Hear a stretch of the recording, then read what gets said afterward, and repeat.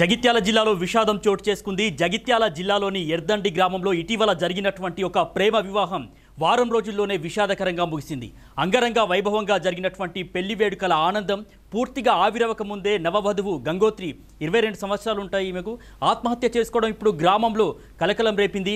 ఇదే గ్రామానికి చెందినటువంటి సంతోష్ను గంగోత్రి గత నెల 26వ తేదీన ఇరు కుటుంబాల అంగీకారంతో ప్రేమ వివాహం చేసుకున్నారు. ఇక వారి వైవాహిక జీవితం సంతోషంగా మొదలైందనుకున్నటువంటి తరుణంలోనే ఈ యొక్క ఘోరం చోటు చేసుకుంది. దసరా పండుగ రోజున భర్తతో కలిసి గంగోత్రి తన తల్లింటికి వెళ్ళినట్టు తెలుస్తా ఉంది. అక్కడ భోజనం చేస్తున్నటువంటి సమయంలో భార్యాభర్తల మధ్య స్వల్ప గొడవ జరిగినట్లు కూడా తెలుస్తుంది. ఇరువురి కుటుంబ సభ్యులు వారికి సర్ది చెప్పి ఆ రాత్రే గంగోత్రిని కూడా సంతోష్ తన ఇంటికి తీసుకువచ్చాడు. అంతా కూడా సద్దుమణిగిందనుకున్నటువంటి తరుణంలో అర్ధరాత్రి దాటిన తర్వాత గంగోత్రి ఆత్మహత్యకు పాల్పడింది.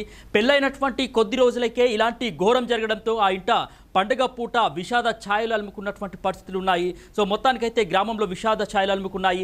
నవవధువు మృతిపై మృతురాలి తల్లి తీవ్రమైనటువంటి అనుమానాలు అయితే వ్యక్తం చేస్తుంది. కేవలం చిన్నపాటి గొడవకే తమ కుమార్తె ఆత్మహత్య చేసుకునేంత పిరికిది కాదని, భర్తతో జరిగినటువంటి గొడవ కారణంగా మనస్తాపం చెందిందా లేక అత్తింట్లో మరేదైనా జరిగిందా అనేటటువంటి కోణంలో కూడా ఆమె పోలీసులకు ఫిర్యాదు చేశారు.